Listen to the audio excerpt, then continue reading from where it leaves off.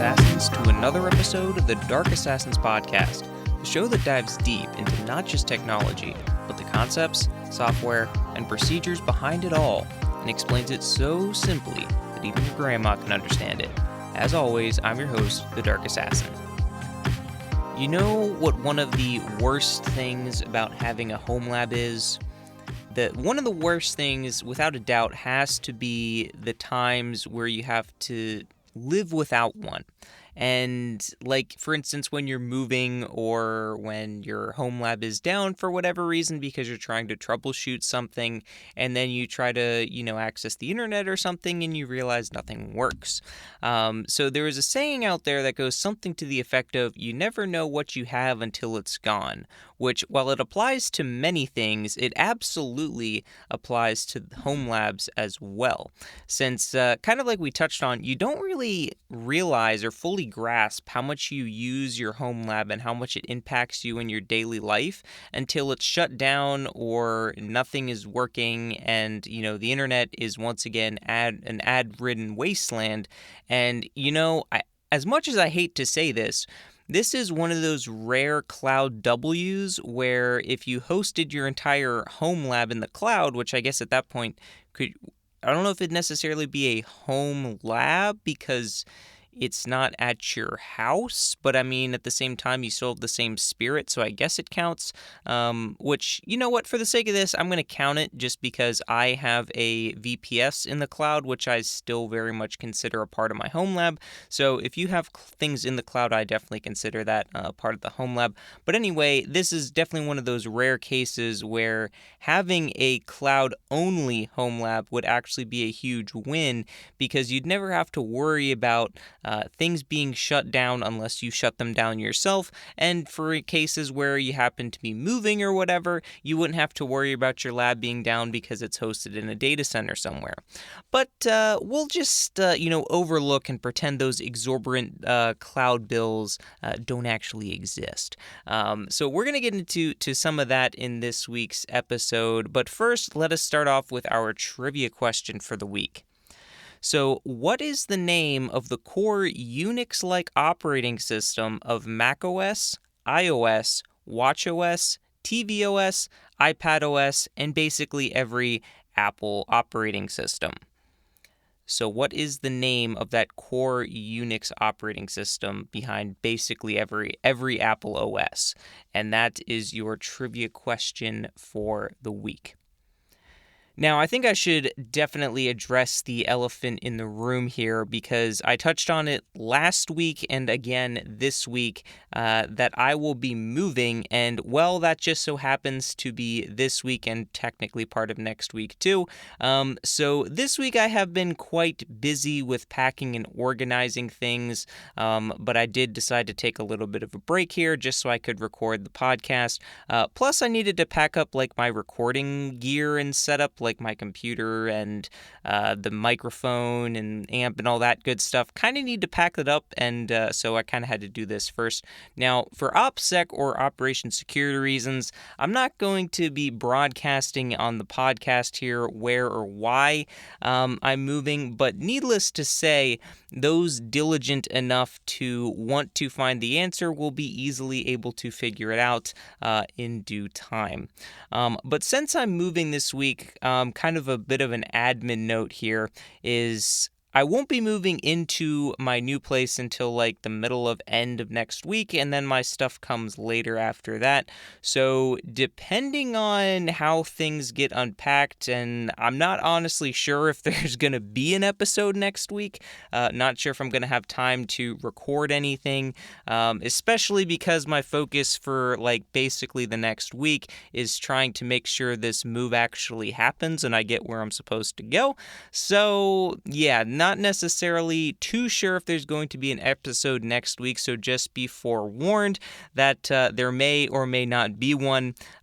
So yeah, but I guess with all that kind of admin stuff out of the way, let's get back to the episode with this week's cybersecurity tip.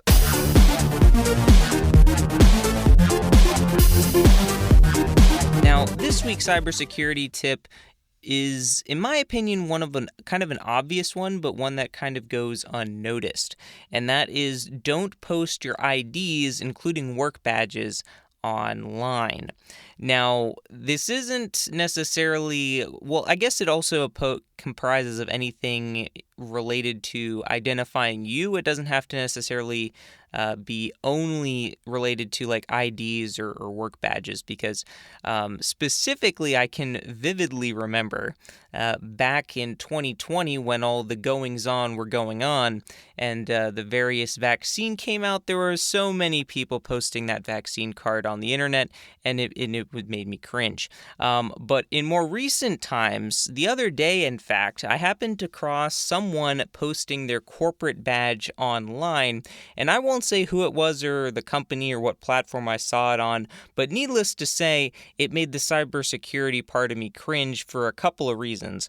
First off, and probably the most obvious reason why you shouldn't be posting pictures of either your corporate work badge or any kind of government-issued ID is identity theft reasons, right? Because if you post a picture of what your ID looks like, it gives cyber criminals a free template to make an example and make their own version of your ID to try to replicate it and pass it off as yours and try to steal your identity. Because if they can, say, get a picture of your driver's license, they could potentially try to recreate your driver's license, and then based off that, they could try to go into various places trying to pose as you, at least if there's a slight resemblance, or they could maybe even try to do it online, try to steal your identity that way, and for obvious reasons, that's not a good thing. Now, the second reason, which this kind of applies more to the corporate badge thing, but also just kind of in general, is you providing an example of what your ID is, whether that is your work badge, a government issue ID, whatever. It gives threat actors an example of how they should make their duplicates.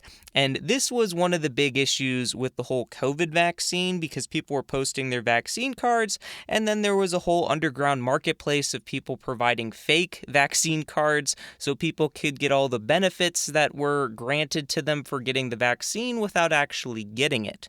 Now, this, like, IDs, like with the whole fake ID thing, if you can make a good enough fake company ID, for instance, you can basically have free reign over the company's entire office space.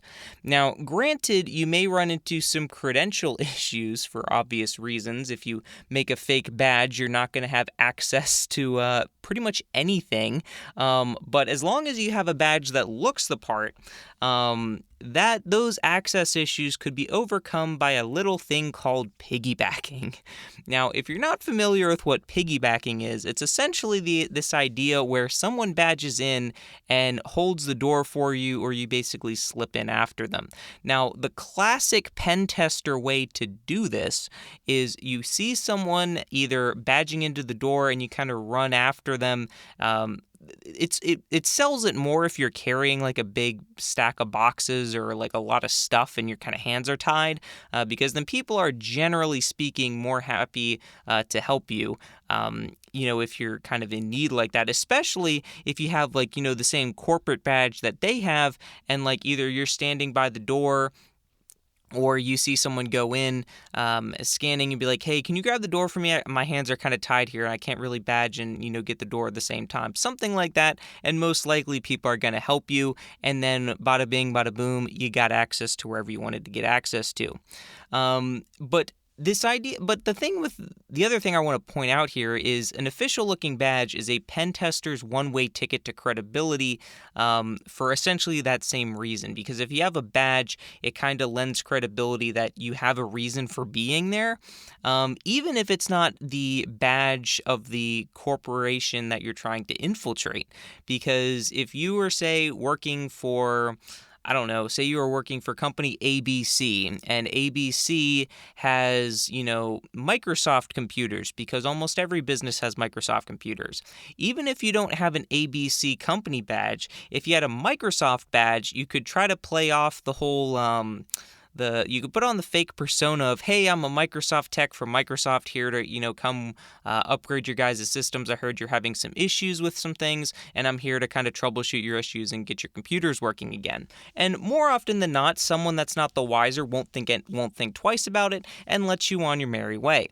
Now, this, by giving away your badge or your ID, you're basically adding ammunition to the fire for the threat actors to be able to generate the most up-to-date fake IDs they can to gain unauthorized access to places. Because one thing you have to keep in mind is every so often, whether it's a government ID or it's a, corporate ID, every so often they generally tend to update or change something about the badges. So if a threat actor is working off an older badge and you have an older badge, there's a chance that people might, think twice and be like, wait a second, that's not our current badges. What's going on here?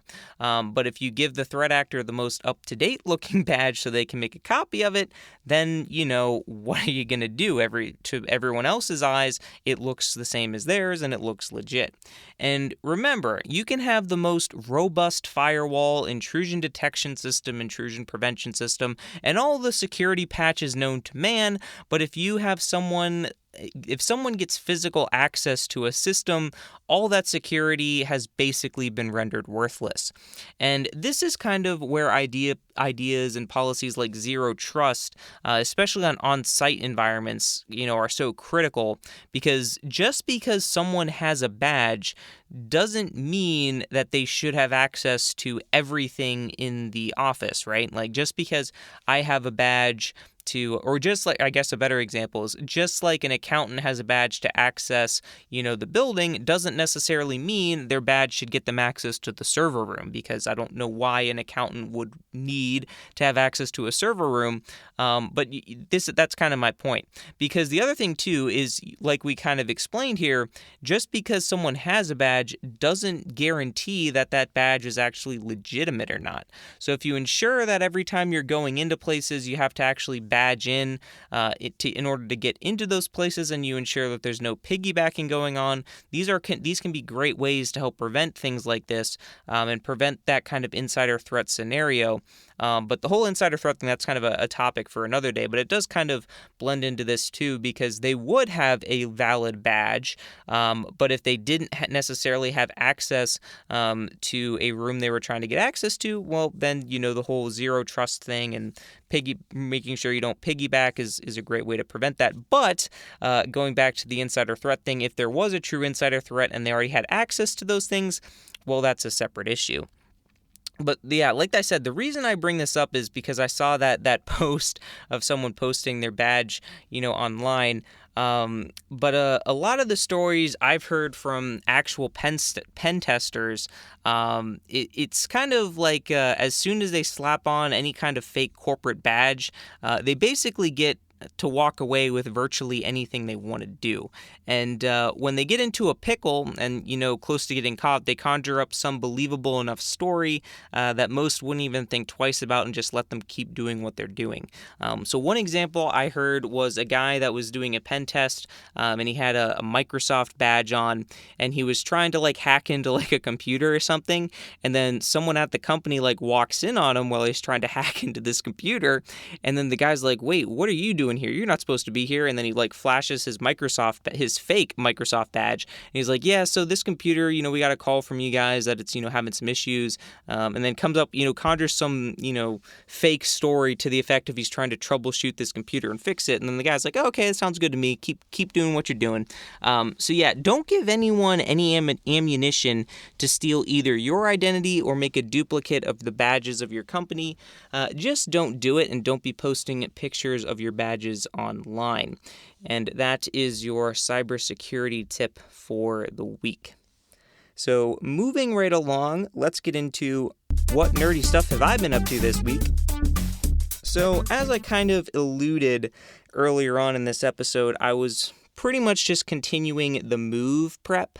But with that said, I did make a mention of something last week that I did actually end up following through on, and that was making a backup of my NAS that I am then going on SSDs that I'm then going to hand carry with me throughout the move so I don't have to worry about any data loss.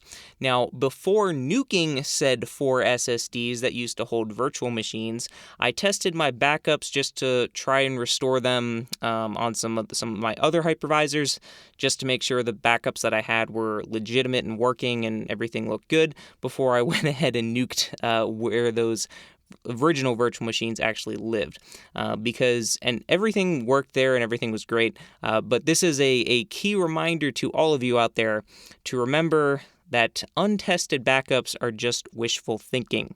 So every now and again, just because you have a backup of something, you should try to test it and make sure it's actually, legitimate, not corrupted or anything like that. Because the last thing you want to do is try to restore from a backup only to realize that your backup actually doesn't work or isn't, what you thought it was. So always remember to test your backups periodically because untested backups are just wishful thinking. Now, with that, since I had my working VMs safely backed up, I began the process of nuking said SSDs and then basically cloning my NAS to those SSDs. Now, is all this a bunch of paranoia on my part, and realistically, is there probably going to be no issues? Yeah, probably, but there's also a non-zero chance that scenario I laid out last week could still in fact happen, that being I have basically a ton of different drive failures throughout the moving process and my data's gone, so I'm not taking any chances. Now, one thing I guess I could say with all these necessary precautions that I'm taking, I would argue that basically anyone would take similar, very potentially, arguably unnecessary precautions to ensure that their pride and joy was safe, even if it was extremely overkill. Because I think a lot of people would go through a lot of stuff to make sure that things they cared about deeply did not get destroyed, especially when you spend lots of time and money, or it's just otherwise a very valuable possession to you. Anyway, with that said, as you can probably guess, I was successful in following through with my plan to clone my NAS onto those 4 SSDs. So now, needless to say, I am a lot less stressed out about the move because I don't really have to worry about what happens because I know I'm going to be carrying with me essentially a full backup of my entire Homelab, more or less. Now, granted, if there is some other SSD failures on the hypervisors, that's not a huge issue. I can always get another computer if I need to, but the data is really kind of the more important thing. I guess it kind of to compare myself to the various big tech companies out there, the data is where the money is at, which is definitely very true because in this case, some of that data is not necessarily something I could get back. So whereas, servers, I can always buy new servers or buy, replacement hardware like SSDs or RAM or hard drives if they fail, but the data on them isn't necessarily something that's as easily replaceable. So in this case, even if my NAS essentially gets nuked in transit, I have a complete backup on these SSDs that I'm hand carrying, so I don't have to really worry about it. So in the event that a NAS nuking does occur, it would essentially be as simple as plugging those 4 SSDs back into my NAS or whatever becomes my NAS at that point, and then essentially recloning that data over to the new hard drives or whatever my storage solution ends up being. Also, I know it's just me stating the obvious here, but can we just appreciate how fast ZFS replication tasks are compared to my normal backup strategy of essentially archiving everything and then slinging it over the network through a 1 gigabit per second pipe? Because the one very nice thing about ZFS and TrueNAS is the ability to do ZFS replication. And the reason why it's so dang fast is because rather than your typical file copy, where the system has to essentially send the packets of each file over, the issue you run into there is if you've ever tried to copy a lot of very small files, you notice it takes a very long time compared to just trying to copy one large file. And the reason for this is because you're basically doing a bunch of small copy operations, which takes significantly longer than if you're just copying large blocks of data, which is the case if you're just copying a single file. Now, what ZFS replication does is it basically goes to the block level of the storage device. So rather than copying individual files, you're copying blocks of data. So for instance, a single block of data could have 2 files, it could have half a file, it could have 3 files, anywhere in between, and it's basically just copying those big chunks of data, so it's able to do it significantly faster than if you're just copying single files over. So that is one nice thing about it and why it is very fast. But speaking of Homelabs, like I said, I've been kind of in this packing phase, got to get everything packed up, and as such, I have to remove things from the Homelab, disconnect things from my Homelab, and all that good stuff. So needless to say, I have been working around my server rack for a decent amount of this past week, and I honestly don't care how cold you keep your house. If you're working around your server rack, you are going to be in shorts and a t-shirt and probably sweating at the same time, and there's really no avoiding it. And the reason why this is, especially if you're running like old enterprise gear, is, at least in my case, so I have 2 rack-mounted enterprise servers that are currently running. I do have others, but they were not running at the time. They're actually already out of the rack. But the 2 servers that I had were my R620 and R730, and whenever I go into either my Grafana dashboard to basically monitor them, or go into the iDirect consoles themselves, basically the exhaust air coming out the back of those servers is pretty regularly between like the mid 90s to like around 110 degrees Fahrenheit or so, or around like 35 to 40 degrees Celsius. So yeah, it gets pretty toasty back there. So if you're trying to, be around the rack, especially if you're behind the rack because you, have to unplug cables from the back of computers, you'll get pretty toasty. So this is why we Homelabbers say we don't need to pay for heating in the wintertime, because our server racks act as space heaters, because quite literally they do, because in the case of my 2 enterprise servers here, they're pumping out temps in the 90s to 100s even in the wintertime. Now, talking about server racks, since I did spend a decent amount of time this week preparing my server rack for its move, some of my servers, like my X servers in particular, that I still had the original packaging for, I did have to kind of pull those out of the rack in order to make sure that all their stuff was back in the original packaging, and that got me realizing something: how empty my rack is right now. And it's honestly very, very sad to see, because a week ago, my rack was pretty dang full to the brim, and now it's almost virtually empty. Like, there's a single rack shelf still in there, there's a switch that's still in there, and then I think 3 servers, 2 of the enterprise ones I already mentioned, and then another one sitting on another rack shelf.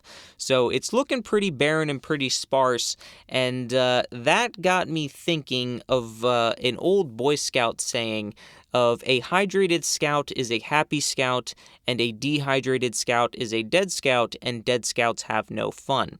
So I was thinking of a similar saying in related to server racks and Homelabs, that being: a full server rack is a happy server rack, and an empty server rack is a sad server rack. And sad server racks don't have blinky blinkies.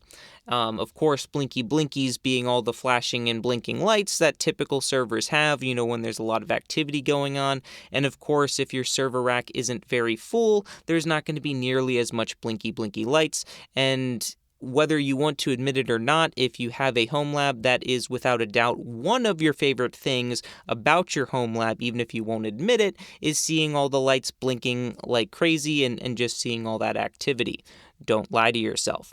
Now, while most of my servers are shut off and boxed at this point, ready to be moved, I am basically waiting till the very last moment before I shut down my core servers, because once I shut down the core servers, my Homelab is basically done at that point. There's nothing else running, and I'm very much dreading that moment. Now, with that said, I think we should probably get into some ways that you can alleviate the dread and pain of not having your Homelab be on, because if you're like me, your Homelab is also kind of a home prod too, or kind of serves as a production environment as well for various services that you run around your house. Specifically for me, some of the key ones that I'm going to be sad to see go are like my various pie holes that I have for DNS and other things like my password manager. VPN, not so much of an issue because I have a cloud VPS for that I can also access. So it is definitely going to be sad to see it go. And one thing I also realize that I'm going to have to do is I'm going to have to go into said VPS that I mentioned and turn off the cron job to check if my Homelab is accessible or not, because I'm not sure about you guys, but I wouldn't want a notification every 15 minutes for the next 2 weeks telling me that my Homelab is inaccessible. I think that would be quite annoying. So I'll definitely have to remember to go ahead and do that. But I do have a backup plan. So I'm not going to be completely without a Homelab because, as I mentioned, I do have a VPS in the cloud that does have a VPN on it. And what this basically allows me to do is at least solves the internet being an ad-ridden wasteland problem, since the VPN that I have running in the cloud also has a pie hole associated with it. So any and all traffic that goes through that VPN also gets routed through the pie hole, so I don't have to worry about all those annoying ads on websites. Now, how would you go about doing this if you were in a moving situation? And my first recommendation would be, if you had to go without a Homelab for an extended period of time, my first recommendation would probably be to go with some low-spec VPS or virtual private server, because you can get them for fairly cheap, especially if you're getting like one of the smallest ones and you don't really need to run a whole lot of services on them. They're more than adequate for that. And if you only need to run them for like a couple of days or maybe even a couple weeks, they're fairly affordable to do that. Like, for instance, Linode, which is the one that I'm currently using, one thing that's kind of nice about them is it's a flat, at least on the smallest tier. If you have only one VPS, which is my case, it's $5 a month, and you basically can keep it on all the time. The only caveat to that, though, is if you turn it off, you still have to pay the $5 a month, which is in kind of contrast to some of the other VPS providers like AWS, for instance, where they basically charge you by the number of hours it's on or activity. So, for instance, if you get one of the very low spec ones and you only need it to run like a couple of small services and you're only going to use it for a couple days, you're probably going to come out cheaper in that case. But regardless, you can get VPSs for fairly cheap if you don't need a whole lot of resources for that. So that would be kind of my one recommendation. So basically identify the necessities that you need. So things like maybe you do Pi-hole for DNS or something like that, password manager or whatever it is, maybe a VPN to connect to it, whatever your needs are, and basically create a VPS with just that, and you kind of basically have a mini stripped down Homelab that you can access and get access to some of the things that you want. Now, one thing I should note though is if you are planning on using a password manager and a VPS that you migrated from your actual Homelab that you then plan to migrate back, just be cognizant if you added any new passwords while it was on your VPS, because you'll need to make sure that you re-export that password manager database and re-import it into your Homelab. Otherwise, you're going to lose those new passwords you created. So just kind of one thing to be mindful of. Now, if you don't have a VPS, I'd have two additional options, which can kind of basically be summed up into one, which is co-location. Now, typically when people talk about co-location, what they're talking about is renting space inside a actual data center. which you don't necessarily have to do, but that is definitely an option. But depending on how much you're actually hosting there and whatnot, co-locating your servers into an actual data center can be quite expensive, so it is just something to be mindful of. Definitely a lot more than having a VPS, but again, you basically get to control your own hardware and such, so you can get a lot more VMs. So if you, depending on your specs and stuff, I mean, it's a math numbers game. You can do the math and run the numbers yourself.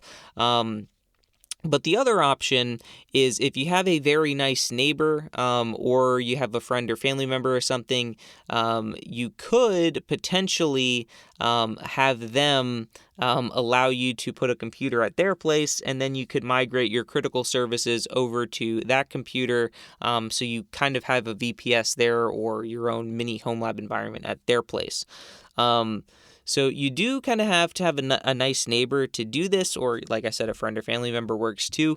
Though since depending on your configuration, you may need to open a hole on their firewall, for instance, if you're using a VPN to access your stuff, which your neighbor may or may not be too happy with you doing. Now, there is other ways that you could do this too without poking holes in firewalls. If you had something like Cloudflare tunnels or Tailscale or something similar like that, those could be options as well. But if you are planning on poking holes in your neighbor or your family's firewall, definitely make sure they're okay with that first before you go ahead and do that. Now, as a courtesy, one thing to be mindful of is how much hardware you're actually putting at, said friend or family member's house, and how much power is being drawn by that device, and, the bandwidth that your systems are taking up off their internet access. Because one thing that wouldn't be very nice of you is if your friend or family member was nice enough to give you access to their house so you could put a server, and then you put some big honkin' blade server that sucks down like a kilowatt just by itself, just idling. I don't think your family or neighbor friend would be very happy with you. So that is one thing to keep in mind. Definitely, if you want to put a server at a friend or family member's house, definitely be mindful of the power draw and probably try to keep it as small and minimal as possible. Now, while they might decline this, one thing I would also recommend, just kind of as a nice gesture, is to offer to pay them to essentially compensate them for the additional electricity that they're going to be incurring because your server is going to be there, and just for being able to use their internet connection, because, I mean, after all, it's the least you can do. But in either case, as an added benefit, whether you're doing a co-location in an actual data center or you're doing it at a friend or family member's house, the nice thing here is you get to control your own hardware. So it can also double as an offsite backup, assuming you have the storage at that location as well.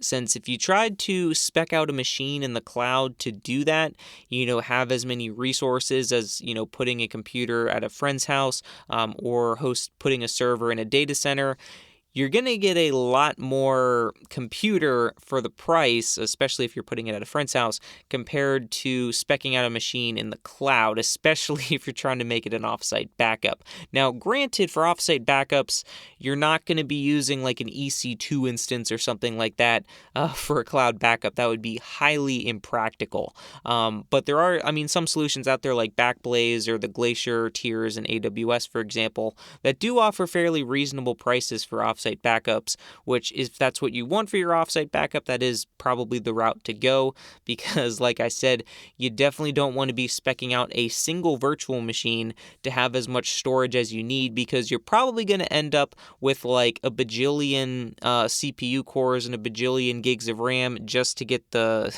storage that you need, in which case you're going to be wasting a lot of resources and burning a ton of money just for that storage.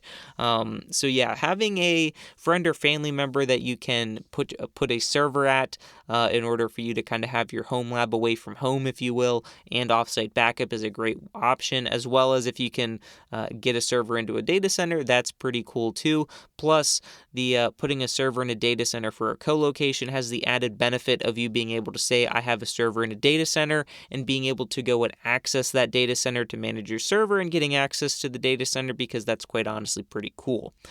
So yeah, that's kind of what I wanted to touch on there as far as nerdy things, which granted there wasn't necessarily a ton about, but also how to cope from your withdrawal symptoms if your home lab is down because you're either moving or it's down for maintenance or whatever else the case may be. Now, the last thing I wanted to touch on in this week's episode is the whole bamboo lab situation. And this is a prime example of air-gapped 3D printers stay winning. And if you're unaware with this whole Bamboo Lab situation, Bamboo Lab, of course, the 3D printer manufacturer, recently, I think sometime in January, they basically put out some various blog posts and updates and basically requiring things such as needing to go through the cloud in order to access the camera of your Bamboo Lab printer that happens to be inside your house on your local network inside the printer that you own, but you have to go to the cloud for that in order to access it. Initiating a new print job, even if your printer is on your own LAN, because apparently this new update forces your printer to reach out to the cloud first, even if it's local on your LAN and you don't have cloud printing enabled.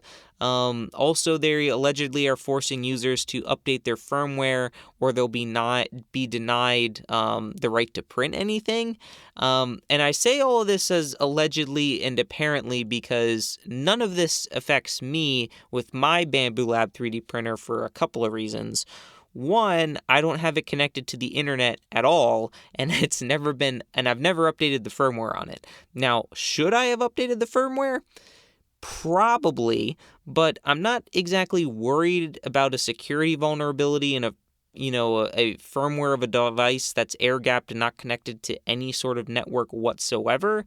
And if someone somehow were able to hack said firmware, they would have to, one, break into my house and get physical access to the printer itself to try to do something. And to be honest, I don't know about you, but if someone managed to get that far, I think I have bigger problems on my hands than a security vulnerability in my 3D printer, but that's just me. Now, the second thing, the reason why this doesn't affect me at all, is I am a dinosaur, and I only print stuff by putting the models that I want to print on a micro SD card, and then putting that in the printer, and then selecting in the printer's UI what I want to print and doing it myself. So even if I had the latest firmware that they're talking about here that has all these glorious things, it still wouldn't affect me at all since I only do prints from the micro SD card, and doing prints that way doesn't require any of this cloud requesting shenanigans. Now, you don't worry. This is, I guess, a case where you don't have to worry about updates or updates to firmware being terrible or bad, or your overall experience becoming worse. If your system is completely air-gapped and not connected to any sort of internet connection, you can't receive updates because however it's functioning now is how it's going to function forever. Of course, assuming unless you don't have a hardware failure or something. Now, while some people might think I am a dinosaur for copying all of my prints to a micro SD card and putting it in the 3D printer, now, I guess the funny thing here is who's the one laughing now, because this dinosaur isn't running into a bunch of cloud various issues because of how I go about doing my 3D printing. But this wouldn't necessarily be the first time that a company has pushed an update like that that ended up making the product worse. So this is kind of giving credence to the people that never want to update anything because of the fear that it might get worse, which, again, you should always keep your systems up to date, but there is I guess the caveat to that is if the system that you have is completely air-gapped, or essentially meaning it's not connected to any network whatsoever and it's fully, completely offline, you kind of don't really have to worry about it as much because, again, if someone were to hack that system, they would need physical access to it. And if they have physical access to it, you probably have bigger problems on your hands than the fact that you have outdated software on this system, right? Or in this case, firmware. Now, while I'm kind of making light of this entire situation, don't take this as me supporting what Bamboo Lab is doing here, because I am completely opposed and 100% disagree with essentially everything they're doing here. In my opinion, if you have a printer, whether it's a 3D printer or just a regular printer, and it's connected to your local area network or your LAN, you shouldn't need it to go out to the cloud in order to verify that it can do a print job for you. Or in the case of the camera, you shouldn't have to have it connect to the cloud in order for you to be able to view the camera that's connected to your local network that you can access directly. Why do we need to go to the cloud here? I don't necessarily understand why they're making these decisions, and like I said, I don't agree with them. But at the same time, though, there's a reason why us cybersecurity-minded folks take a paranoid approach as to what we put on our networks and how we interact with our technology. Since in this case, while it is a lot less convenient having to take the micro SD card out of the printer, put it in a micro SD to SD card adapter, put it into a computer, copy whatever print I want on there, or copy like a recording from the camera off or whatever the case is, and then going back to the printer to reinsert the micro SD card in order to start a print. Yes, it's much more of a hassle. Yes, it's not as convenient, but at the same time, I am now spared from all of this nonsense. Although, with that said, it didn't take hackers very long to essentially reverse this change and basically hack the firmware. So shortly after Bamboo Lab came out with this new firmware and all these cloud authentication things, the firmware had been hacked, the private keys had been dumped, and basically, you can now freely jailbreak your Bamboo Lab printer to essentially revert all of these changes that Bamboo Lab was trying to implement on you, as well as getting a bunch of other cool things. Like I think you can even get access to like the underlying Linux kernel on the Bamboo Lab printer, which is kind of cool. I'm probably not going to do it, but if that's something you want to do, you definitely have that option now.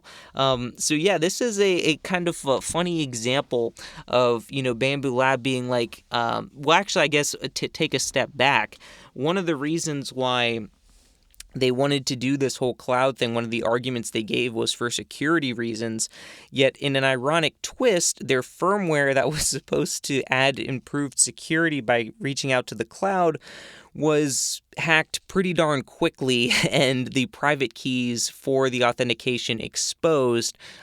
So I guess we can give Bamboo Lab a nice round of applause there for their very strong security. I guess on the one hand, if you want to give them props for, wanting to improve the security, sure. But the way they went about doing it and the fact that their firmware was so easily hacked and the keys dumped is kind of ironic, if you ask me. But yeah, so as far as it goes, I've seen a lot of people kind of in the open source community like being like, yeah, I'm never going to be able to recommend Bamboo Lab, 3D printer anymore. And I definitely understand where they're coming from. I mean, I think basically everything they do is proprietary, which one kind of goes completely against what open source stands for, obviously. And of course now all this, cloud shenanigans of having to reach out to the cloud for basically everything.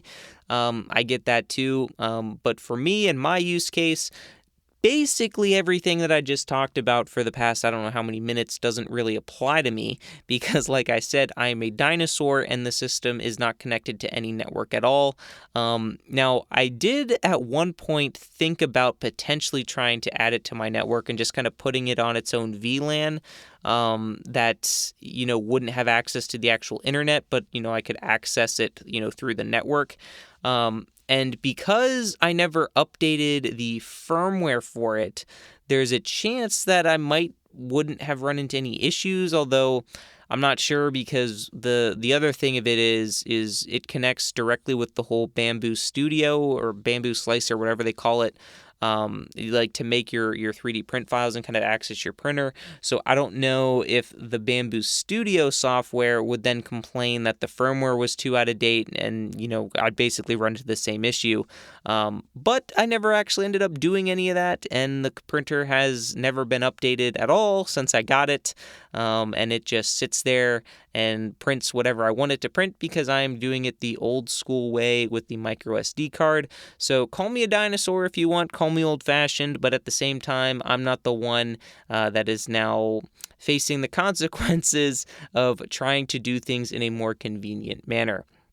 But again, just to summarize here, just because I'm making light of this entire situation does not mean that I agree with the stance that Bamboo is taking here. I am very much opposed to it. I don't like when any kind of device, system, service, or whatever forces you to go through the cloud to do things when everything is obviously hosted locally and you don't need the cloud for it.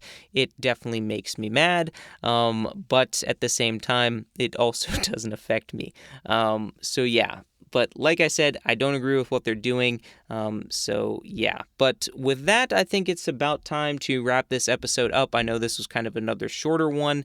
But let's get back to our trivia question for the week, which is, what is the name of the core Unix-like operating system of macOS, iOS, watchOS, tvOS, iPadOS, and basically every Apple operating system? So again, what is the name of that core Unix-like operating system at the core of all the Apple operating systems? I know I said operating systems a lot, but what is the core Unix-like one? If you said Darwin, congratulations, you got this week's trivia question correct. And if you enjoyed this episode, definitely be sure to leave it a rating and review and subscribe if you haven't done so already. Also, remember, there may or may not be an episode out next week, so if you don't see one, there probably isn't one. But I will try to get one out, but like I said, no guarantees. But with that said, if you enjoyed this episode, definitely share with any friends or family members. And if you have any questions about this episode or of any topics or ideas for future episodes, you can either leave a comment down below if you're on YouTube, or you can shoot me an email at contact@darkassassinsinc.com. There's a link for that down in the show notes as well. And that's going to do it for me in this episode of the Dark Assassins podcast. Until next time, my fellow assassins, remember, bool nothing equals true. If action not equal to null, return true. I'll see you next time on the Dark Assassins podcast.